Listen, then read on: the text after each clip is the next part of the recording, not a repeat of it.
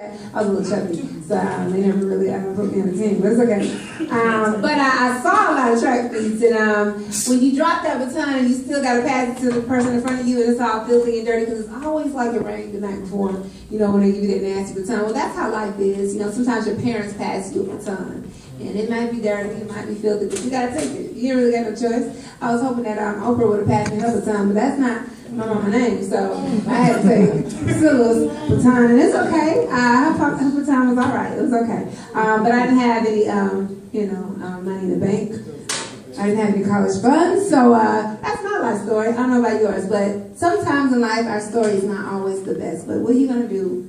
What are you gonna do when life hands you a baton that might be dirty? You still have to run your race in life. So that's why I wrote this poem called Baton. Prayer is the best gift anyone could ever give her, because it could change situations in her life even when she's unaware. See, all she knows is that she was given a baton and told to run. But nobody ever told her that this baton was dirty, filthy, and had no evidence of the Father, the Spirit, nor the Son. See, forget what you heard about Papa. Mama was the Rolling Stone.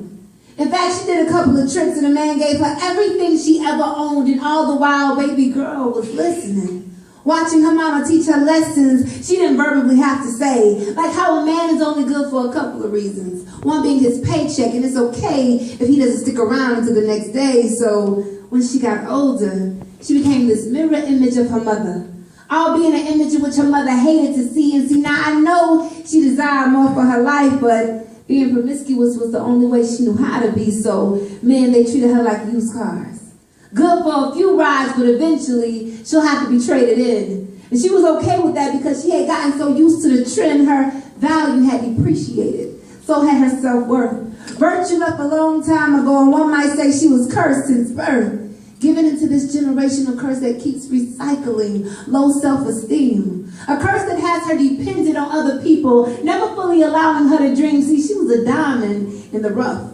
Had been through so much in her life that it appeared to make her tough. She was emotionally beat, pinned slapped by the feet, and although she tried, honestly, she couldn't get back on her feet. But on the outside, she was this 5'8" dime piece, out of beauty, stunning. But on the inside, so much drama to release. And see, men, they were only mesmerized by her outer appearance, meaning her physical glory. As long as when they gave her money, she gave it up, they didn't really care about her true lifetime story. So in return, she hid her conscience behind this hedge of denial on what she had built. That way she would never have to confront her conscience, and she would never have to confront her guilt. But see, just like David with his slingshot, this giant will fall to the ground.